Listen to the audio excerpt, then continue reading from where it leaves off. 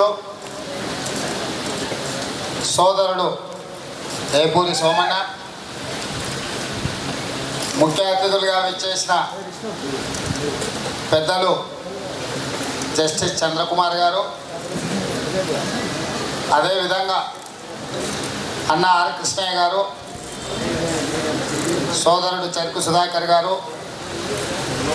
ఇక్కడికి వచ్చేసిన ఉస్మానియా యూనివర్సిటీ విద్యార్థి నాయకులు, మాదిగ దండోర సోదరులు, వివిధ ఉద్యమాలకు సంబంధించిన మిత్రులు,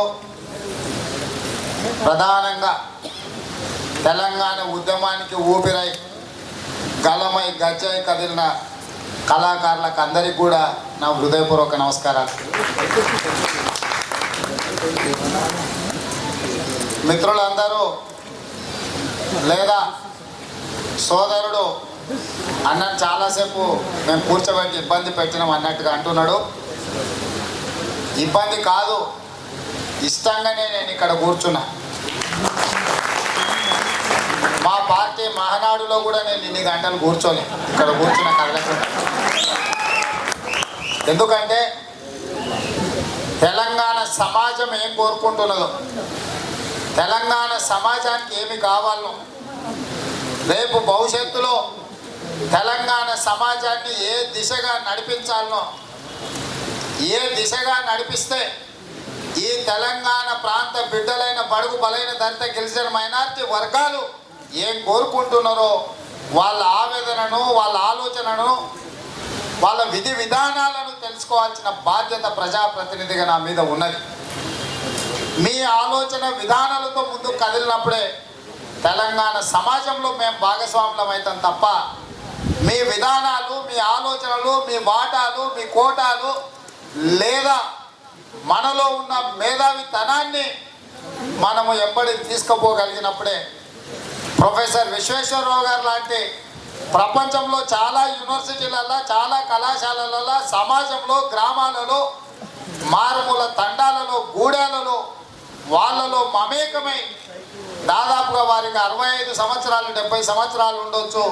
మాకు ఈ వయసులోనే ఓపిక లేదు, వారికి ఆ వయసులో కూడా అంత ఉత్తేజంతో, ఉత్సాహంతో ఈ సమాజంలో జరుగుతున్న ప్రతి పరిణామాన్ని సునిశ్చితంగా గమనించి తెలంగాణ సమాజంలో ఉన్న యువతను మేల్కొల్పే ప్రయత్నం చేస్తుంటే వాటిని తెలుసుకోవాల్సిన బాధ్యత, పాటించవలసిన బాధ్యత మాలాంటి ప్రజాప్రతినిధుల మీద ఉన్నది. అదే కాదు, సోదరిమణి బాలలక్ష్మి గారు చెప్పింది. ఇప్పుడు మొదట్లో నా దగ్గరకు వచ్చినప్పుడు ఏదో చర్చ వస్తే నేను నవ్వుతా దర్వేళ్ళని చెప్పినానే. ఇవాళ మమ్మల్ని ఇన్నాళ్ళు తెలంగాణ ద్రోవులని తిట్టేటోడే కేసీఆర్, ఇప్పుడు ఆ అవకాశం లేకుండా పోతుంది రేపు వచ్చే ఎన్నికలలో. అదేందన్నా, అదెట్లా సాధ్యం అన్నాడు. ఆనాడు తుమ్మల నాగేశ్వరరావును, తలసాని శ్రీనివాస్ యాదవ్ను, తీగల కృష్ణారెడ్డిని, అదే విధంగా ఎర్రబల్లి దయాకరావును, ఇట్లాంటి ఒక 15-20 మంది పేర్లు చెప్పి ఒక మాగంటి గోపిని, ఒక అరకపూడి గాంధీని, వీళ్ళందరినీ చూపించి ఇది తెలంగాణ ద్రోవుల పార్టీ అని మమ్మల్ని తిట్టేటోడు. ఇవాళ వాళ్ళందరూ ఆ పక్కన చేరినరు. తెలంగాణ ఉద్యమం చేసిన దర్వెల్లన్న, సాంబశివ గౌడు, లేకపోతే భాస్కర్, బాలలక్ష్మి, ఇలా తెలంగాణ ఉద్యమంలో అందరికంటే ముందుండి ఉరికి ఉద్యమాన్ని ఉవ్వెత్తున లేపిన ఉస్మానియా యూనివర్సిటీ బిడ్డలు మాకు తోడుంటే నికాసైన తెలంగాణ వాదులు మనమైతాం, తెలంగాణ ద్రోవుల పార్టీ కేసీఆర్ అవుతుందని చెప్పిన నేను. ఇవాళ అంశాలను అన్నింటిని కూడా మరి ఎలా అన్నా వాళ్ళ దగ్గర సొమ్ములు లేవు కదా ఎట్లయితారని ఇంకొక ఆయనకు అనుమానం వచ్చింది. అప్పుడు నేను అన్నా, నికాసైన తెలంగాణ ఉద్యమ చిత్తశుద్ధి ఉంది, తెలంగాణ సమాజాన్ని అభివృద్ధి చేయాలన్న పట్టుదల ఉన్నది. అదే పెట్టుబడిగా పెట్టి తెలంగాణలో వాళ్ళను ఏ అవకాశం వచ్చినా ప్రజాప్రతినిధులుగా చట్టసభలకు తీసుకెళ్లే బాధ్యత మాలాంటి యువకుల మీద ఉన్నదని చెప్పి నేను ఆ మిత్రుడికి చెప్పడం జరిగింది. నేను ఇవాళ ఈ వేదిక మీద నుంచి కూడా అదే చెప్పదలుచుకున్నా.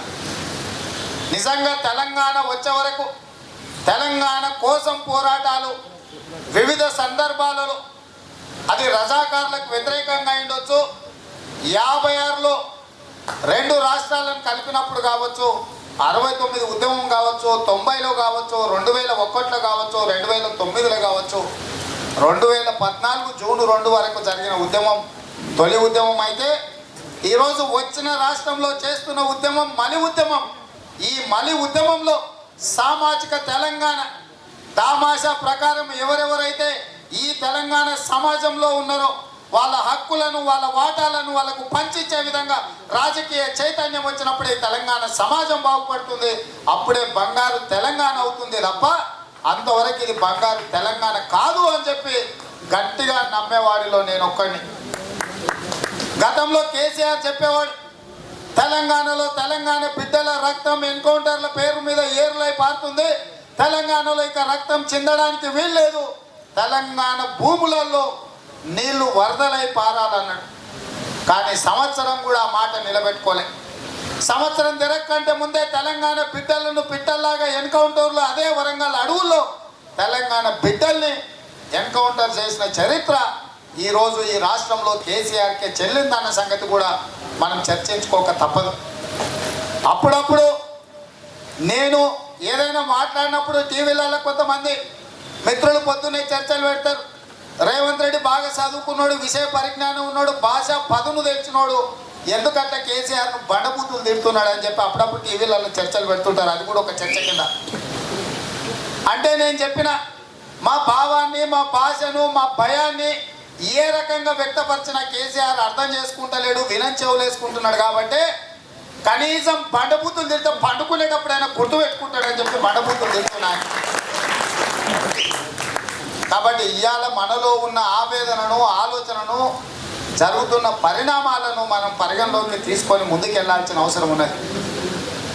సోమన్న వాడిన పాట నాకు కూడా ఎవరో పంపించి, నాకు అంతకుముందు వాట్సాప్ ఉండే ఫోన్లు ఉండేవి కావు, ఏదో మొదటి ఫోన్ ఉండేది నా దగ్గర. ఎప్పుడు నాకు దాంట్లో ఏముండేది కాదు, ఎర్ర బటన్, పచ్చ బటన్, మిగతా నెంబర్లే ఫోన్లు వాడటం. నేను ఒక 3 నెలల క్రితం వరకు కూడా ఒక మిత్రుడు తీసుకొచ్చి, నేను గతంలో మన ఎల్లానితోని దర్వాంజనతోని వీళ్ళందరి కళాకారులను జమేసి తెలంగాణ సమాజంలో ఆంధ్ర వాళ్ళ తప్పిదాలను ఎత్తి చూపడానికే మన కవులు, కళాకారులు తమ పెన్నులకు పదును పెట్టారు, తమ గళాన్ని విప్పడం జరిగింది. ఇవాళ కేసీఆర్ అధికారంలోకి వచ్చిన తర్వాత జరుగుతున్న పరిణామాల మీద ఒక్క పాట కూడా లేదు. పాటలను ప్రజలకు చేరవేయాలి. ఇవాళ ప్రభుత్వ వైఫల్యాల మీద మేము 1000 ఉపన్యాసాలు ఇచ్చినా ఒకటే, సోమన్న లాంటి కళాకారుడు ఒక పాట పాడినా సరే దానికి సమానం. అంతకంటే వేగంగా తెలంగాణ సమాజంలో ఆలోచనను కలిగిస్తుంది పాట అని చెప్పి నేను చాలామంది కళాకారులను కొడంగల్లో ఉన్నప్పుడు అక్కడికి పిలుచుకొని వాళ్ళతో మాట్లాడడం జరిగింది. రాత్రులు మొత్తం కూడా కూర్చొని చర్చించడం జరిగింది. అప్పుడే ఈరోజు తెలంగాణలో చాలామంది దగ్గర ఉన్న వాట్సాప్లలో ఈ ప్రభుత్వ విధానాల మీద, కేసీఆర్ కుటుంబ విధానాల మీద, వచ్చిన తెలంగాణలో జరుగుతున్న పరిణామాల మీద ఏవైతే పాటలు వచ్చినాయో అప్పుడు ఆ కళాకారుల నుంచి పుట్టుకొచ్చిన పాటలే. ఆనాడు ఆ పాటలను అన్నింటిని కూడా ప్రజా బాహుల్యంలోకి తీసుకెళ్ళడానికి మా సతీష్ మాదిగను కూర్చోబెట్టుకొని ఏం చేద్దామని అడిగితే ఖచ్చితంగా మనం ఈ పాటల రూపంలోనే కేసీఆర్ను మనం వేటాడగలుగుతాం తప్ప మన పార్టీ మీటింగ్లతో వచ్చే ప్రయోజనం కొంతనే అని చెప్పి మిత్రుడు చెప్పడంతో ఖచ్చితంగా ఈ తెలంగాణ ప్రజలు ఏ ఉద్యమ స్ఫూర్తితోని, ఏ కళాల స్ఫూర్తితోటి ఏ విధంగా అయితే ముందుకు పోయినో, ముళ్ళును ముళ్ళుతోనే తీయాలి, వజ్రాన్ని వజ్రంతోనే కొయ్యాలి అనేది అయితే సామెత ఉందో, ఏ పాటల పునాదులుగా ఏ కవులు కళాకారుల గళాలను గజ్జలను వేదికలుగా చేసుకొని అధికార అందలం ఎక్కిండో కేసీఆర్ను, ఆ అందలంలో నుంచి దించాలన్నా కూల్చాలన్నా అదే కవులు కళాకారులు తిరిగి గజ్జ కట్టాలి, గలం విప్పాలని చెప్పి నమ్మిన వాడిలో నేను మొదటి వాడిని. నేను చాలామందితో ప్రయోగాలు చేద్దామని చూసిన, చాలామంది కళాకారులను పిలిచి మాట్లాడినా, వాళ్ళ పాటలు విన్నా, వాళ్ళ గలం విన్నా, నాకెక్కడ తృప్తి కలగలే. ఎప్పుడో టీవీలలో TV5లో రోజు ప్రతి ఆదివారం గద్దరన్న నీ పాటనే వస్తున్న కార్యక్రమం తప్పకుండా చూసేవాడిని. నేను చూసినప్పుడు గద్దరన్న గడ్డం తెల్లగైనప్పుడు నేను అనుకున్నాడు, అయ్యో గద్దరన్న యుద్ధ నావిక గడ్డం తెల్లగైతుంది కదా, రేపు మనకి ఎవరైనా ఇలాంటోడు ఒక్కడన్నా ఉన్నాడా. మా గోరెటెంకన్న, మా పాలమూరు ముద్దు బిడ్డ ఒకనాడు 2004లో తెలుగుదేశం పార్టీ అధికారంలో నుంచి దిగిపోయిన తర్వాత చంద్రబాబు నాయుడు గారి దగ్గర కూర్చొని మేము అందరం కూడా సమీక్షించుకున్నాం. అసలు ఏమేమి పరిణామాల చేత తెలుగుదేశం పార్టీ అధికారం కోల్పోయిందని. అందులో ప్రధానంగా తేలింది ఏంటంటే గోరెటెంకన్న రాసి పాడిన పాట దెబ్బకు తెలుగుదేశం పార్టీ అధికారాన్ని కోల్పోయిందని మేము విశ్లేషించాం. పల్లె కన్నీరు పెడుతుందో అనే పాట ఆనాడు రాజశేఖర రెడ్డి గారి పాదయాత్రలో గోరెటెంకన్న రాసిన పాటను ఆనాడు తన పాదయాత్రలో ఉపయోగించి తెలంగాణ సమాజంలో అదేవిధంగా మిగతా ప్రాంతాలలో ఉన్న ప్రజల్ని ఆలోచింపచేసే విధంగా గోరెటెంకన్న పాట కూడా ప్రధానమైన భూమిక పోషించింది. ఆయన పాట మేము అధికారంలో నుంచి దిగిపోవడానికి అని చెప్పి గుర్తించడం జరిగింది. ఒకరోజు గోరెటెంకన్నను తీసుకెళ్ళి నేనే కావాలని చంద్రబాబు నాయుడు గారి దగ్గరికి ఊరికే సార్ నిన్ను కలుస్తా అన్నాడు. అక్కడికి తీసుకెళ్ళాక చెప్పిన సార్ మీ అధికారం పోవడానికి మా మిత్రుడే కారణం. గోరెటెంకన్న నోరేళ్ళు పెట్టింది సార్ నన్ను తిట్టిస్తాడా లేకపోతే ఎందుకు తెచ్చిందని. సార్ నవ్వి నీ పాటలో చాలా పదునుండే ప్రజల కోసం ఉపయోగించని చెప్పి చంద్రబాబు నాయుడు గారు అనడం జరిగింది. దాన్ని స్పోర్టివ్గా తీసుకోండి. ఎందుకు ఈ సందర్భంగా అంశాన్ని గుర్తు చేస్తుందంటే ఇంతకుముందు సతీష్ చెప్పిండు అనుకుంటా, ఓ గద్దరు గోరెటెంకన్న కలిస్తే ఏపూరి సోమన్న. 100% అది నా అభిప్రాయం. తెల్లబడ్డ గద్దరన్న గడ్డను చూసిన తర్వాత నా దగ్గరికి సోమన్న మా సతీష్ మాదిగా తీసుకొస్తే కొద్దిసేపు మాట్లాడిన తర్వాత ఎంత సోమన్న నీ వయసు అని అడిగింది. 35 అని చెప్పిండు. అంతేనా సోమన్న? గడ్డం కూడా నల్లగానే ఉంది. 35 అంటే 25 ఏళ్ళ వరకు ప్రజల కోసం ఒక చుక్కానిలాగా తన గలాన్ని విప్పగలుగుతాడనే నమ్మకంతో ఈరోజు 6 గంటలు ఇక్కడ కూర్చొని ప్రోత్సహించాలి, వెన్ను దట్టాలి. కేసీఆర్ కూడా సోమన్న ఒక్కడు కాదు, సోమన్న వెనకాల మేమందరం ఉన్నాం, చివరి వరకు ఉంటామని నమ్మకం కలిగించడం కోసమే ఈ కేసీఆర్కు ఒక సవాలు విసరడం కోసమే ఆఖరి వరకు నేను ఈ సమావేశంలో కూర్చోవడం జరిగింది.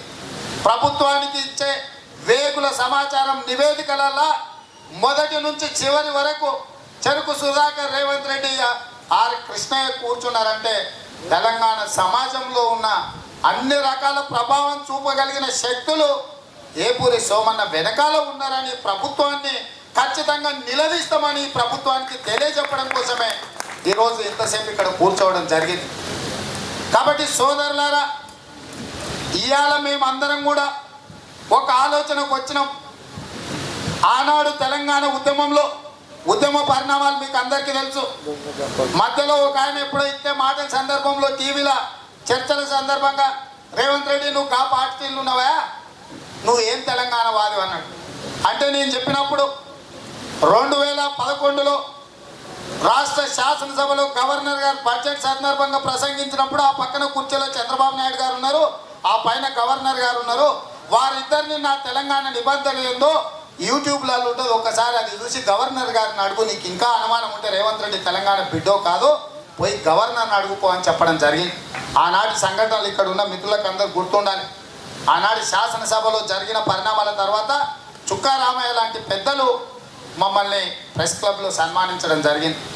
అన్ని వందల మంది పోలీసులను పెట్టుకున్న తెలంగాణ నినాదాన్ని శాసనసభలో వినిపించకుండా తొక్కి పెట్టాలని కిరణ్ కుమార్ రెడ్డి అనుకుంటే జై తెలంగాణ నినాదాన్ని ఆ గవర్నర్కు వినిపించేటట్టు, గవర్నర్కి అర్థమయ్యేటట్టు ఆనాడు తెలియజెప్పిన దాంట్లో నేను మొట్టమొదటి వాడిని.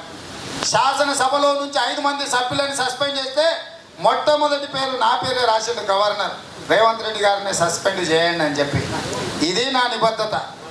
రెండవది, అప్పుడప్పుడు మీరందరూ తెలంగాణ వాదులు కాదన్నట్టుగా కేసీఆర్ మాట్లాడుతుంటాడు. ఇక్కడున్న మిత్రులందరికీ కూడా తెలవాలి, 2008లో కొమ్మినేని శ్రీనివాసరావు అనే ఒక జర్నలిస్టు ఇంటర్వ్యూలో కేసీఆర్ గారు ఒక మాట చెప్పాను. కరీంనగర్ ఉప ఎన్నికల సందర్భంగా జరిగింది. యూట్యూబ్లోకి వెళ్ళి తీసేరు, నేను ఆ రికార్డు మళ్ళీ తీసి పెట్టాను, ఎందుకంటే యూట్యూబ్లో ఉంటే ప్రజలకు అర్థమవుతుందని చెప్పి దాన్ని తొలగించడం జరిగింది. ఏందో అందులో ఆయన చెప్పుకున్నదంటే, చాలామంది మీ మీద ఆరోపణలు చేస్తున్నారు కదా కేసీఆర్ గారు, మీది విజయనగరం జిల్లా బుడ్డిపేట అంట కదా అని ఆయన అడిగాడు. అంటే లేదు కొమ్మినేని గారు తప్పు, మా పూర్వీకులు బీహార్ నుంచి విజయనగరం వచ్చారు, విజయనగరం నుంచి తెలంగాణకు వచ్చి సెటిల్ అయిందని చెప్పి కేసీఆర్ గారు స్వయంగా ఇంటర్వ్యూలో చెప్పడం జరిగింది 2008లో.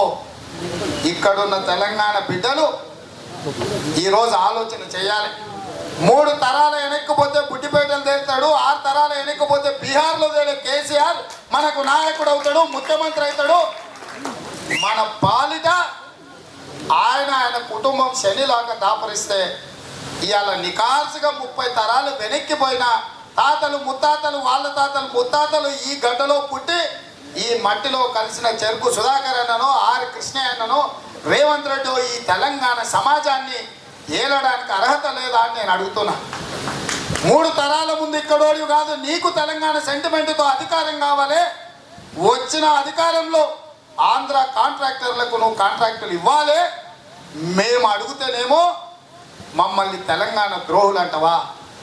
నిన్న మొన్న న్యాయవాదులు చూసిన మనం దీక్షలు ధర్నాలు కోర్టుల బహిష్కరణలు ఆప్షన్స్ ఇచ్చిండ్రు. ఆంధ్ర వాళ్ళకి అట్లెట్ ఇస్తారు, ఆంధ్ర వాళ్ళందరూ అక్కడికి వెళ్ళిపోవాల్సిందే అని చెప్పి న్యాయమైన కోరికను మన న్యాయవాదులు వెలిగెత్తడం చాటడం జరిగింది. వాళ్ళను న్యాయమూర్తులు సస్పెండ్ చేసింది. అప్పుడు ఆయనకు కేసీఆర్ గారికి విపరీతమైన ఆవేదన కలిగిందంట, దుఃఖం కూడా వచ్చిందంట, 4 ఎక్కువ కూడా వేసిందంట. పొద్దున్నే పత్రికలలో తాటికాయంత అక్షరాలతో రాసిన ఆయన బయటికి రాలేదు, ఎవరిని కనిపించలేదు. కానీ ఆయనకి ఎంత దుఃఖం వచ్చిందో, ఆయన ఎంత వేసిండో ఎంత ఏడ్చిండో పత్రికలలో తాటికాయంత అక్షరాలతో రాసింది. ఇక ఆ దుఃఖంతో పోయి ఢిల్లీలో ఆయన జంతర్ మంతర్లా మాయా మంతర్ చేస్తాడని కూడా అది కూడా రాసేసారు. నేను పత్రికలలో చదివిన ఓ టీఆర్ఎస్ ఆయన ఏదో టీవీలో మాట్లాడుతుండే, మా సార్ చాలా గొప్పోడు, దీన్ని మొత్తం మేము ఎక్కువ మంది పోయినాం, 10 జిల్లాలు అయితే పంచుకోనికి కష్టమవుతుంది, 24 చేసి లక్కీ నెంబర్ ప్రకారం మా సార్కి 6 లక్కీ నెంబర్, 24 చేస్తే 6 వస్తుంది, 24 జిల్లాలు చేస్తామని పెద్ద పెద్ద పొడుగు ఉపన్యాసాలు చెప్తాడు. నిన్నటి వరకు మన ఎల్లన్న దగ్గర సగం కప్పు షాయి ఇప్పియమని అడిగిన ఆయన. అప్పుడు నేను అడిగిన, అయ్యా నువ్వు మాత్రం మరి ఆ న్యాయవాదులలో న్యాయాధికారులకు ఆప్షన్స్ కోటా ఉండొద్దు అన్నాడు కదా, మరి మీ కేసీఆర్ హైదరాబాద్లో జరిగిన కార్పొరేటర్ ఎన్నికలలో ఆప్షన్స్ ఇచ్చి ఆంధ్రోళ్లకు మరి జూబ్లీ హిల్స్లా బంజారా హిల్స్లా అదేవిధంగా సోమాజిగూడలా వెంగళరావు నగర్లా కుక్కట్పల్లిలా ఎర్రగడ్డల టికెట్లు ఇచ్చాడు. హైదరాబాద్ జూబ్లీ హిల్స్లో 20,000 మంది పాలమూరు బిడ్డలు ఉంటారు ఫిలిం నగర్ బస్తీలో, మాకు ఇవ్వలే టికెట్. కాజా సూర్యనారాయణ కృష్ణా జిల్లా కమ్మాయినకి ఇచ్చాడు. సోమాజిగూడలో విజయలక్ష్మణి ఇంకో కమదోసానికి ఇచ్చాడు. వెంగళరావు నగర్లో కిలారి మనోహర్కి ఇచ్చాడు. అమీర్పేటలో శేషకుమార్కి ఇచ్చాడు. కుక్కట్పల్లిలో కిలారి వెంకటేశ్వరరావుకి ఇచ్చాడు. హైదర్ నగర్లో జానకి రామరాజుకి ఇచ్చాడు. ఇట్లా చెప్పుకుంటూ పోతే 20 మందికి టికెట్లు. నీ సొంత పార్టీలో నువ్వు బీఫామ్లు ఇచ్చగానేమో ఆంధ్రోళ్ళకి ఆప్షన్స్ ఉంటాయి, ఆంధ్రోళ్ళకి టికెట్లు ఇస్తావు, ఆంధ్రోళ్ళు ఇచ్చేది నువ్వు తీసుకుంటావు. అక్కడ మాత్రం ఆప్షన్లు చెల్లినాయి. తెలంగాణలో టెండర్లు 2 లక్షల కోట్లకు పిలిస్తే 1,90,000 కోట్ల రూపాయల టెండర్లు ఆంధ్రోళ్ళకే ఇచ్చినావు.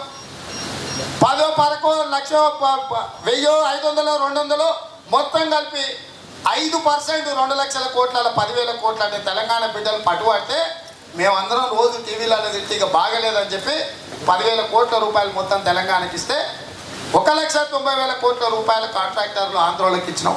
అక్కడ ఆంధ్రోళ్ళకి ఆప్షన్స్ ఉన్నాయి.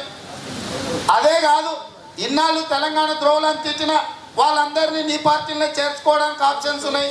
అరకపూడి గాంధీకి, మాగంటి గోపికి, భాస్కర్ రావు గారికి, పువ్వాడ అజయ్కి, అదేవిధంగా కోనేరు కోనప్పకు, కోన్కిస్క గారు అందరినీ నీ దాంట్లోనే చేసుకుంటే అక్కడ ఆప్షన్స్ ఉన్నాయి నీకు వాళ్ళని చేసుకోవడానికి. అంతెందుకు, ప్రపంచంలోనే తలమానికమైన మెట్రో రైలు ఎండి ఎవడగా ఎంవిఎస్ రెడ్డి అని రాజమండ్రి రోడ్. వాడు నౌకర్ అయిపోతే మళ్ళీ సంవత్సరం ఎక్స్టెన్షన్ ఇచ్చాడు. మా ప్రొఫెసర్ పురుషోత్తం గారికి ఇస్తే మెట్రో రైలు ఏపీ అనేడా? మేధావి కాదా? చదువుకోలేదా? మన బిడ్డ కాలేదా? నికార్సైన తెలంగాణ ఉద్యమకారుడు కాడా? మన ఇంజనీర్లు లేరా? కానీ మెట్రో రైలుకు ఎండీగా మాత్రం ఎంవిఎస్ రెడ్డి అని రాజమండ్రిని తీసుకొచ్చి పెట్టుకుంటావా? అక్కడ ఆప్షన్స్ ఉంటాయి. ఈరోజు ఈ కాంట్రాక్ట్ ఉద్యోగాలకు సంబంధించి జవహర్ నాలెడ్జ్ సెంటర్ అనేది ఉన్నది. దానికి సీఈఓ ఎవడే అంటే అమరేందర్ రెడ్డి అని నెల్లూరోడు. వాడిని తీసుకొచ్చినావు, వాడిని ఇచ్చినావు. ఇవాళ మన బతుకులన్నీ కూడా వాని చేతిలో ఉన్నాయి. ఇది పక్కన పెడితే కేంద్ర ప్రభుత్వం 50,000 కోట్లతోని ఐటీఐఆర్ అని ఒక పెద్ద ప్రాజెక్టును ప్రకటించింది. ఐటీ కంపెనీలు మొత్తం దాని కిందకే రావాలి. దానికి సీఈఓ ఎవరైనా అంటే ఈడున్న మిత్రులందరూ నవ్వుతారు, నాకేమో చెప్పక తప్పదు. పంచలక్ష్మి గారు మాజీ మొగుడు, మోహన్ బాబు గారు మొదటి అల్లుడు, లండన్ శ్రీనివాస్ అని గుంటూరు కమ్మోళ్ళ అబ్బాయి, నాకు కూడా తెలుసు. అమ్మగారు చెప్పిందని కేటీఆర్ గారు పోయి నౌకరు ఆయనకి ఇచ్చాడు. ఎవడన్నా తెలంగాణ బిడ్డ ఆట టాట పాట అని అమెరికాకి ఇంతమంది ఐటీ నిపుణులు అమెరికానే వెళ్తున్న తెలంగాణ బిడ్డలున్న సందర్భంలో అమ్మగారు చెప్పింది కదని ఐటీఐఆర్కు సీఈఓగా గుంటూరు జిల్లా కమ్మోల పిల్లగాని తీసుకొచ్చి మా నెత్తి మీద రుద్దుతే కేటీఆర్ నిన్నేమనాలని నేను అడుగుతున్నా. ఇవాళ ఆయన సాయంత్రం అయితే ఆయన పక్కన ఎవడంటే సత్యం రామలింగరాజు కొడుకు తేజరాజు. ఆయన అంతర్జాతీయ స్థాయిలో ఆయన గొప్పతనం మన అందరికీ తెలుసు. సత్యం రామలింగరాజు గారు ఏం చేసిరో ఎక్కడికి పోయి వచ్చిండో. ఇవాళ సాయంత్రం అయితే ఆయనతోని అయ్యో ఫామ్ హౌస్లో ఎత్తిపోతల పథకాలు చేపడుతుంటాడు, ఈయన జూబ్లీస్లో ఎత్తిపోతల పథకాలు చేపడుతుంటాడు. ఆ ఎత్తిపోతల పథకంలో భాగస్వామి ఎవడే అంటే సత్యం రామలింగరాజు కొడుకు తేజరాజు. ఇంకా ఎన్ని పాపాలు నేను చూడాల్సి వస్తుంది జూబ్లీస్లో ఉన్న పాపానికి. ఏం చెప్పినా సత్యరెడ్డి లేకపోతే ఇంకోరు రైతులు చచ్చిపోయినప్పుడు కాళ్ళని చూడకుండా సమంతతో శ్రీదేవితో నీకు ఆ క్యాట్ వాక్లు ఎందుకు రాని నేను అడిగిన కేటీఆర్. తప్పా చెప్పుండ్రు నేను అడిగింది. ఇక ఇట్లా అడుగుతావు బిడ్డ, నువ్వు ఇట్లయితే లాభం లేదని చెర్లపల్లె పెట్టారు. చెర్లపల్లె పెడితే భయపడతామా? ప్రశ్నించడం ఆపుతామా? ఆడ కూర్చుంటే నాకు పుస్తకం దొరికింది 30 రోజులు ఆలోచన చేయడానికే చదువుకోనికే. అసలు ఏం జరుగుతుంది తెలంగాణలో? నేను ఇంటర్వ్యూలో కూడా చెప్పిన, నాగార్జున ఒక దళిత బిడ్డ నాగార్జున సాగర్ దగ్గర చిన్న ఏదో వాళ్ళ కుటుంబ తగాదలో ఏదో జరిగితే హత్యా నేరం మీద జైలుకి వచ్చి 7-8 ఏళ్ళు అయింది జైల్లో ఉండబట్టి. జైల్లో నుంచి మేము వస్తేనే ఇచ్చిపెడతామంటే అందరు చుట్టాలకు ఫోన్లు చేసి ఓట్లు వేపించి కేసీఆర్ని అధికారంలోకి తెచ్చినాం సార్, ఇవాళ మాకు క్షమాభిక్షణ పెట్టకుండా మమ్మల్ని జైలునే పెట్టిండు. ఏంది నాగన్న పరిస్థితి అని ఇట్లనే మాట్లాడితే నాగన్న ఒకటే చెప్పిండు, సార్ ఇది TRS Congress, TRS TDP, TRS BJP, TRS ఇంకో పార్టీ, టీఆర్ఎస్ ఉద్యమకారుల పంచాయతీ కాదు సార్, ఇది కేటీఆర్ కుటుంబం వర్సెస్ తెలంగాణ సమాజం పంచాయతీ సార్. నీకు ఇది కూడా అర్థం కాకపోతే ఎట్లా నువ్వు పెద్ద నాయకుడు అని టీవీలో అనుకునేది. ఇవాళ కేసీఆర్ కుటుంబం ఒక్క దిక్కుంటే మొత్తం తెలంగాణ సమాజం ఇంకో దిక్కు నిలబడే రోజు వస్తుంది సార్. ఇదే రేపు తెలంగాణలో జరగబోయేదని నాగన్నని చదువుకొని ఒక దళిత బిడ్డ అది చెప్పిన తర్వాత నాకు 3 రోజులకు అర్థమైనాక మళ్ళీ అడిగిన ఏం చదువుకున్నా నాగానే 7వ తరగతి 3 సార్లు తప్పిన సార్, నాకు పెద్ద చదువు రాదు కానీ మంచి పాటలు పాడతా సార్ అన్నాడు. అంటే సమాజాన్ని అవగాహన చేసుకున్న ఒక దళిత బిడ్డ కూడా ఈ రాష్ట్రంలో ఏం జరుగుతుందో 8 సంవత్సరాల నుంచి జైల్లో నిర్బంధానికి గురైన ఒక దళిత బిడ్డకు అర్థమైంది. తెలంగాణ సమాజంలో మేధావుల ముసుగేసుకొని కేసీఆర్కు భజన చేస్తున్న వాళ్ళకి ఎందుకు అర్థమవుతలేదని నేను అడగదలుచుకుని ఈ సందర్భంగా ఈ వేదిక మీద నుంచి. కాబట్టే ఇవాళ సోమన్నకు మనం అందరం వెన్నుదానిగా నిలబడాల్సిన అవసరం ఉన్నది. ఒక్క సోమన్నను చూపితే 100 మంది బయటకు వస్తారు. ఒకనాడు గద్దర్ ఒక్కడే పాట పాడిన దాంట్లో రంగుల కళ సినిమాలో చూస్తే గద్దరన్నం చూస్తే ఎంత అందంగా ఉన్నాడంటే, నేను ఆ పాట ఎందుకో మన యూట్యూబ్లో వెళ్ళి చూస్తే ఆ పాటలో గద్దరన్నం చూస్తే ఇప్పుడు ఉండే హీరోలు ఎవడు కూడా పనికిరాడు. ఆ రోజు మొదలు పెడితే ఈ రోజు వరకు మడమ తిప్పకుండా ఈ వ్యవస్థలో జరుగుతున్న చాలా అంశాల మీద తన గళాన్ని విప్పుతున్నాడు. ఈ సందర్భంలో ఇంకొక మాట కూడా చెప్పాలి. శ్రీశ్రీ గారు ఆంధ్ర కవి అయినా ఆయనను ఇట్లనే అడిగారు, సార్ మీరు పేదరికం గురించి, అన్నార్థుల ఆలోచన గురించి, ఆవేదన గురించి అన్నీ రాస్తున్నావు కానీ చేతిలో ఫారెన్ స్కాచ్ అయింది, 555 సిగరెట్ అయింది సార్, ఇది ఫారెన్ కదా అని అంటే ఆయన ఒక మాట చెప్పిండు. ఇట్లా ఆరో మార్కు చూపించి ఈ దారిలో పోతే హైదరాబాద్ వస్తుందని ఉంటుంది, అది చూసుకొని మనం నడవాలి కానీ అది మన ఎంబడి రాదు అని. అంటే దాని అర్థం ఏంటంటే వాళ్ళు చెప్పే మంచిని మనం స్వీకరించి భవిష్యత్తులో సామాజిక తెలంగాణ వైపు మనం నడవాలి. చెప్పే వాళ్ళలో చిన్న చిన్న లోటుపాట్లు ఉన్నా, చెప్పే వ్యక్తులకు చిన్న చిన్న లోటుపాట్లు ఉన్నాయి కాబట్టి వాళ్ళు చెప్తున్న కీలకమైన ప్రధానమైన అంశాన్ని పక్కన పెట్టాల్సిన అవసరం లేదు. కాబట్టి ఇవాళ మన అందరం కూడా ఆలోచన చేయాల్సిన అవసరం ఉన్నది. ఒక్కసారి కాదు 100 సార్లు 1000 సార్లు ఆలోచన చేద్దాం. ఆలోచన చేసిన తర్వాత తీసుకునే నిర్ణయాన్ని ఏ కష్టం వచ్చినా ఏ నష్టం వచ్చినా తల తెగిపడ్డా సరే ఆ నిర్ణయానికి కట్టుబడి పోరాటం చేద్దామని చెప్పి మిత్రులందరూ కూడా నేను సందర్భంగా తెలియజేస్తున్నాను. ఇవాళ కేసీఆర్ దగ్గర చేరినోడు ఎవరినైనా చూడండి, బతకలేనోళ్ళు బానిసలో కేసీఆర్ కాళ్ళు దగ్గర పడి బతుకుతుండ్రు తప్ప నిటారా నిలబడి పోరాటం చేస్తే తల తెగిపడ్డా సరే అనే వాళ్ళు ఎదురుగ్గా నిలబడి ఈరోజు కేసీఆర్తో పోరాటం చేయడానికి సిద్ధమవుతున్నారు. అలా సిద్ధమయ్యే వాళ్ళను నిలబెట్టడంలో, వాళ్ళకు చేతనివ్వడంలో, మాకు చేతనైన సహకారాన్ని అందించడంలో మా మీద బాధ్యత ఉన్నది. తెలంగాణ సమాజం ఇవాళ మమ్మల్ని ప్రజాప్రతినిధులుగానే కాదు అన్ని రకాలుగా నిలబెట్టడానికి ఆత్మగౌరవం మేము ప్రదర్శించుకోవడానికి ఎక్కడికన్నా వెళ్తే మేము నిలబడి నేను రేవంత్ రెడ్డిని అని ఈరోజు ధైర్యంగా గొప్పగా నా గురించి నేను చెప్పుకోగలుగుతున్నంటే ఈ తెలంగాణ సమాజంలో బడుగు బలైన దళిత గిరిజన మైనారిటీ వర్గాలు ఆదరించడం వల్లనే ఈరోజు ఈ కుర్చీ వచ్చింది, ఈ మైకు చేతిలోకి వచ్చింది. ఆ బాధ్యతను మేము మరవం, దాన్ని అమలు చేసే బాధ్యత మా మీద ఉన్నది. కాబట్టి ఈరోజు మిత్రులందరికీ చాలామంది నాకు కొన్ని లక్షల మంది ఎక్కడికి పోయినా ఫోటోలు దిగుతామన్నా సెల్ఫీలను కొన్ని లక్షల మంది అభిమానులు నాకు చాలామంది తెలుసు, చాలామందిని గౌరవిస్తా.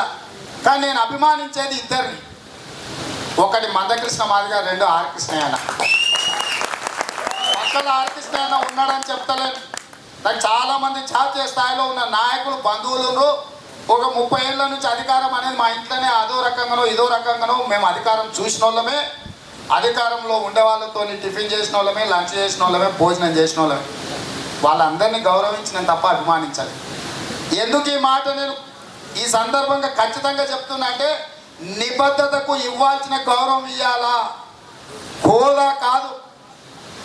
ఒకప్పుడు నాకు ఫ్రెండ్ ఉండేవాడు ప్రభాకర్ రావు అని ఆయన పేరు.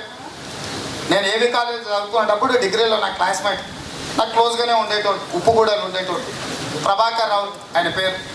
ఓ రోజు ఏదో కృష్ణాన మీటింగ్ ఏదో ఉందని నాకు అర్జెంట్ కాలేజ్ నుంచి పోవాలో నేను కృష్ణమాదిగ మీటింగ్ పోతున్నాను. కృష్ణమాదిగ మీటింగ్కు నీకేం సంబంధమయ్యా అని అడిగి, అరే మావోడే కదా అన్నాడు. నువ్వు ప్రభాకర్ రావు కదనే అన్న. అంటే ఆ తర్వాత చర్చలో రెడ్లు, చౌదరులు, నాయుళ్ళు, రావులు అని అంటే ఉన్నత వర్గాలు గొప్పగా పేరు పక్కన పెట్టుకునేటోళ్ళు. మిగతా సామాజిక వర్గాల పేర్లు పెట్టుకోవడానికి కొంచెం సంకోచించేటోళ్ళు. ఎందుకు వచ్చిందిలే.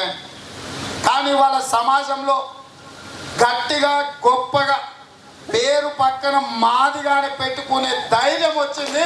అదొక బ్రాండ్ అయిందంటే అది కృష్ణమాదిగ వల్ల. ఇవాళ రేవంత్ రెడ్డి నన్ను నేను ఎంత గట్టిగా చెప్పుకుంటున్నానో సతీష్ మాదిగనని అంతకంటే గట్టిగా నా మిత్రులు చెప్పుకునే ఒక నైతిక స్థైర్యం వచ్చిందంటే మేము బీసీ కాన్సెప్ట్ కోసం కొట్లాడుతున్నాము. బీసీలకు సమానమైన వాటా కావాలి, కోటా కావాలని ఒక సామస్యను సోదరి మన బాలలక్ష్మి ఇవాళ మాట్లాడిందంటే ఆర్ కృష్ణయ్య అన్న లాంటి వాళ్ళు నోరు కట్టుకొని కడుపు ఎండబెట్టుకొని 40 సంవత్సరాలు సుదీర్ఘమైన పోరాటం చేస్తే పదవులకు కక్కుర్తి పడకుండా ఇంట్లో భార్య బిడ్డల కోరికలను కూడా అణిచిపెట్టి తలుపు మూసి పక్కోడికి వినిపించకుండా నిబద్ధతతో బతికిండ్రు. కాబట్టి ఇవాళ బీసీల బిడ్డలు మేము కూడా బీసీల మంది ధైర్యంగా ఇట్లా గుండె మీద చేసుకొని చెప్పగలుగుతాం. అలాంటి వ్యక్తులు ఒక బ్రాండ్గా ఎదిగిర్రు. అన్నీ ఉన్న నాకేమైందా, మా తాతల ముత్తాతల నుంచి మా నాయన పోలీస్ పటేల్, మా తాత పోలీస్ పటేల్, మాకు అన్నీ ఉన్నాయి. సరే దేవుడు ఇచ్చిన కాడికి జూబ్లీస్లో ఇల్లు ఉంది, కారు ఉంది, విమానం కొనుక్కోగలిగే స్తోమత ఉంది, అన్నీ ఉన్నాయి. కానీ చెమటతో రక్తంతో శ్రమపడి పైకి వచ్చిన వాళ్ళు ఈరోజు ఈజీగా ఎందుకు ఈ సందర్భం ఇంకోటి కూడా అసెంబ్లీలో ఏదో చర్చ జరిగిన సందర్భంలో కృష్ణయ్య మాట్లాడితే ఈటల రాజేందర్ మెత్తగా మాట్లాడుతుండు, గట్టిగా మాట్లాడతలేడు. పార్టీ పరంగా అన్న ప్రశ్నిస్తుంటే ఆయన చాలా అంటే చాలా సబ్మెసివ్గా సమాధానం చెప్తున్నాడు. ఆయన ఈయన కేసీఆర్ ముందర ఎట్లుంటాడో అట్లా కృష్ణయ్య లేచి మాట్లాడినాక బయటకు వచ్చినాక అడిగిన రాజేందర్ అని ఏందానే గొంతు మూగబోతుంది, మెత్త అవుతుంది అని. అరే ఏం చెప్పమంటావు తమ్మి, నాకు హాస్టల్లో సీట్లు ఇచ్చిందే కృష్ణయ్య అన్న, ఏం మాట్లాడమంటావు చెప్పున్నాను అని చెప్పి ఆయన చెప్పాడు. కృష్ణయ్య చెప్పాలి ఈ రోజు వరకు కూడా నేను కృష్ణయ్యని అడిగిలే అన్న నువ్వు సీట్ ఇప్పించినావు అని అన్నకి తెలవాలి. మరి ఈటల రాజేందర్కి అన్న సీట్ ఇప్పించినా లేదా అనేది కృష్ణయ్యనే చెప్పాలి. కానీ ఈటల రాజేందర్ ఈరోజు ఈ రాష్ట్రంలో మంత్రిగా ఉన్న వ్యక్తి అసెంబ్లీలో కొంచెం మాట్లాడితే బయటకు వచ్చినాక ఏం రాజేందర్ అన్న అంటే నాకు ఫస్ట్ హాస్టల్లో సీట్ ఇప్పించిందే కృష్ణయ్య అన్న, నేను ఇవాళ ఈ స్థాయిలో ఉన్నా అంటే నేను వారికి గౌరవిస్తాను. ఇంకొక ఐఏఎస్ ఆఫీసర్ దగ్గరికి పోయినా, ఇప్పటికి సర్వీసులు ఉన్నాడు, ఆయన పేరు వద్దులే కానీ బాగుండదు, కేసీఆర్ తెలిస్తే మళ్ళీ ఆయన పోస్టింగ్ మళ్ళీ ఎక్కడో సెకండ్ ఇయర్ మానేయాలనుకుంటుంది, మంచి పొజిషన్లో ఉన్నాడు. నేను ఏదో సందర్భంలో పోయినా, ఆయనకంటే పొలిటికల్గా ఎనాలిసిస్ చేయడము కొంచెం మంచి అవగాహన ఉన్నాడు. ఆయనను కేసీఆర్ గారు ఎన్నికల కంటే ముందు చాలా సందర్భాల్లో పిలుచుకొని గంటల కొద్ది మాట్లాడాడు. తెలంగాణ వస్తే నా పేజీలో నువ్వే ప్రిన్సిపల్ సెక్రటరీ అని కూడా చెప్పిండు ఆయన. మీకు ఎట్లయితే ఉద్యోగాలు ఇంటికో ఉద్యోగం అని ప్రతి ఒనికి ఇదని, లేకపోతే అమరవీరుల కుటుంబాలను అట్లా చూసుకోవడానికి ఎట్లయితే మనకు కూడా హామీలు ఇచ్చిండో కేసీఆర్ ఐఏఎస్లను కూడా వదలలే. ఆ ఐఏఎస్ ఆఫీసర్ చెప్పిన తెలంగాణ రాష్ట్రంలో నువ్వే నా ప్రిన్సిపల్ సెక్రటరీ, తెలంగాణలో బడుగు బలైన వర్గాలకు మనం చాలా చేసే ఉందని గంటల కొద్ది చెప్పి ఆయనతో ముచ్చట్లు పెట్టి ఆయన నిజమే అని నమ్మాడు. ఒకసారి ఎప్పుడో పోయినప్పుడు చర్చ జరుగుతుంటే ఏంది డల్ అయిపోయినావు అంటే ఇట్లా అని చెప్పుకుంటూ వచ్చి ఇది చేసుకుంటా నాకు మాట చెప్పిండు, అన్న నువ్వు కృష్ణాయనతో మాత్రం మంచిగుండు సార్, నువ్వు సార్ అని. నీకేం సంబంధం ఆయన? అన్న సీట్ ఇప్పిస్తేనే నేను చదువుకొని ఇవ్వాలి ఐఏఎస్నైనా, నాకు ఆయన అంటే అభిమానం. ఏదైనా సందర్భం వస్తే మాత్రం మీరు ఆర్ కృష్ణయ్య అన్నది మాత్రం బాగా చూసుకోవాలి, ఇది నా మాటకి చెప్తున్నా అని. ఆ అధికారి అన్నకు తెలుసో తెలియదు అన్న సీట్ ఇప్పిస్తే ఐఏఎస్ అయినా అన్న సంగతి, కానీ ఆయన మాత్రం గుర్తుపెట్టుకున్నాడు. కాబట్టి ఇవాళ కృష్ణ మాదిగ అన్న ఆర్ కృష్ణయ్య అన్న ఈ బడుగు బలైన వర్గాలకు కానీ దళిత వర్గాలకు కానీ ఒక బ్రాండ్ ఇమేజ్ తీసుకొచ్చింది. ఆయనను అభిప్రాయాలను ఈరోజు వ్యతిరేకించే కొంతమంది మిత్రులు ఉన్నారు, చాలామంది అక్కడక్కడ ఆయన మీద కూడా మాట్లాడుతుంటారు. మాట్లాడినప్పుడు నా దగ్గరకు వచ్చినప్పుడు అంటే ఏందా మీరు ఆయన గురించి కూడా మాట్లాడేటోళ్ళు అంటే, ఏం చేద్దాం అన్న కృష్ణాననే ఇంతో చేసిండు, కృష్ణానని తిడితేనే మేము బతకగలుగుతున్నాం, మరి ఆయన పేరు మీదనే బతుకుతున్నాం అనుకో అన్న, మేము వాళ్ళ దగ్గర పోవాలంటే నేను తిట్టుకోవాలి, లేకపోతే మా పరిస్థితి లేదు. అంటే పరోక్షంగా కూడా ఇవాళ కృష్ణానని తిట్టేటోళ్ళు లోపల ఇక దండం పెట్టుకొని బయటికి తిడుతున్నట్టు ఉంది.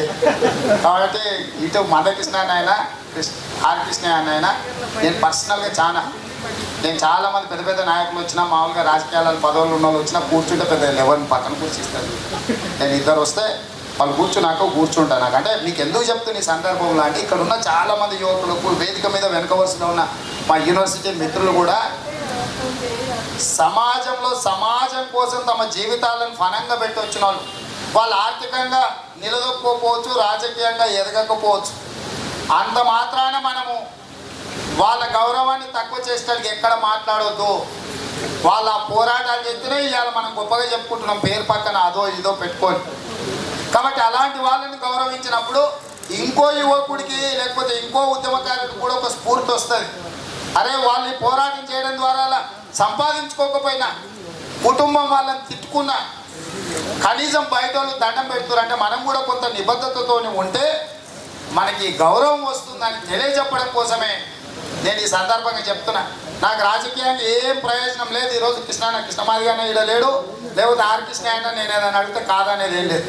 ఎందుకు చెప్తున్నా ఈ వేదిక మీద అంటే, ఇక్కడ ఉన్న చాలామంది మిత్రులు కూడా ఉద్యమ స్ఫూర్తిని పోరాటాలు చేసిన వాళ్ళను దశాబ్దాల కొద్దీ ఎన్టీ రామారావు గారు ఉన్నప్పుడు దేవేందర్ గౌడ్ గారి కంటే ముందు రంగారెడ్డి జిల్లా చైర్మన్ అన్నం చేస్తామని ఎక్కించుకరాపు అని తోలేను, ఎమ్మెల్యే టికెట్ ఇస్తాం మంత్రిని చేస్తామని తోలేను, రాజ్యసభ ఇస్తామన్నారు తెలుగుదేశం పార్టీలు. ఆర్ కృష్ణ అయినా ఈరోజు చెప్పాలి అది నిజమా అబద్ధమా. చంద్రబాబు నాయుడు గారు నాతో చెప్పారు, అందరు పార్టీలు మారుతున్నారు అది ఇది పేపర్లో రాసినప్పుడు ఏదో ఇట్లే సందర్భం వచ్చినప్పుడు మాట్లాడితే చెప్పాడు, ఇప్పుడు కాదా ఎప్పుడో మనం రాజ్యసభ ఇస్తామంటే ఆయన వద్దన్నాడు. మీరు వేరే వాళ్ళ గురించి ఏదైనా వస్తే వాళ్ళు మాట్లాడేది వినుడు, కానీ కృష్ణయ్య గురించి నాకు వదిలేసాయి, ఆయన గురించి మీరు ఎవరేం చెప్పాల్సిన పని లేదని పక్కన ఒక ఆయన చెప్తుంటే నేను విన్నా. అంటే వాళ్ళ జీవితంలో పదవుల కంటే కూడా వాళ్ళు నమ్మిన సిద్ధాంతం కోసం, వాళ్ళని నమ్ముకున్న సామాజిక వర్గాల కోసం నిబద్ధతతో వాళ్ళు పోరాటం చేసి ఇవాళ కూడా ఈ ఉద్యమంలో కలిసి వచ్చే సోదరులకు అందరూ కూడా నేను విజ్ఞప్తి చేస్తున్నా. అందరం ఒకే టీచర్ చదువు చెప్పొచ్చు, అందరం ఐఏఎస్లం కాము, అందరం ఐపీఎస్లం కాము. కొందరు ఎస్ఐలు కావచ్చు, కొందరు ఇట్లా కావచ్చు, కొందరు వ్యవసాయదారులు కావచ్చు, రకరకాలుగా ఏమైనా కావచ్చు. ఈ ఉద్యమంలో ఉన్న మిత్రులను కూడా యువకులను కూడా అన్నిటికంటే బలమైనది కీలకమైనది రాజ్యాధికారాన్ని నడపడం. అది మన చేతిలో ఉంటే మనల్ని నమ్ముకున్న వాళ్ళకి ఎవరికైనా మనం మేలు చేయొచ్చు, సాయం చేయొచ్చు, చేయితనియొచ్చు, చేతి పట్టి పైకి లాక్కోవచ్చు. కాబట్టి కొంత నిబద్ధతతో ముందుకు నడవండి. నేను యూనివర్సిటీ విద్యార్థులు వచ్చినప్పుడు కూర్చోబెట్టి అదే చెప్పిన. కేసీఆర్ అనేటోడు ఇంతకుముందు ఇంకో మిత్రుడు కూడా చెప్పాడు, యుఎస్లో ఉద్యమాల మీద ఎట్లా చేసిండ్రో అన్ని రకాల ప్రయోగాలు ఇవాళ యూనివర్సిటీలో ఉండే విద్యార్థులు నిబద్ధతతో చేస్తే అన్ని రకాల ప్రయోగాలు చేస్తాడు. ఎందుకంటే మేము చూస్తున్నాం కదా, మొదట పదవి అంటాడు, తర్వాత పైసలు అంటాడు, తర్వాత ఇంకోటి అంటాడు, అన్ని రకాల బేరసారాలకు కేసీఆర్ వెనకడిగేయడు.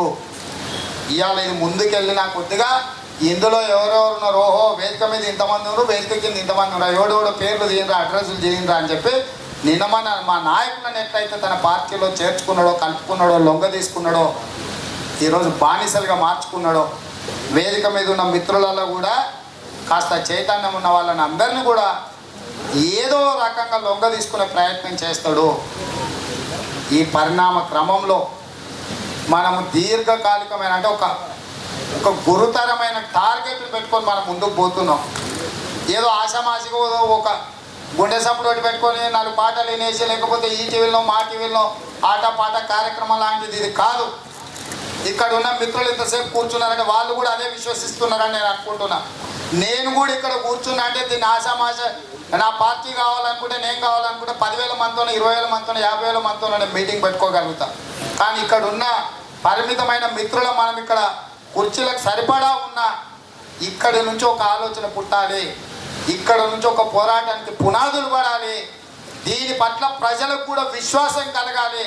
ఇక్కడ ఉన్న మిత్రులు కూడా నిటారుగా నిలబడి రాష్ట్ర ప్రభుత్వం మీద ఈ అరాచక పాలన మీద కేసీఆర్ కుటుంబ పెత్తనం మీద పోరాటం చేయడానికి మన అందరం కూడా కంకణ బద్దులమై ముందుకు నడవాలన్న ఆలోచనతో ఇవాళ ఇక్కడ ఇన్ని గంటలు కూర్చోవడం జరిగింది.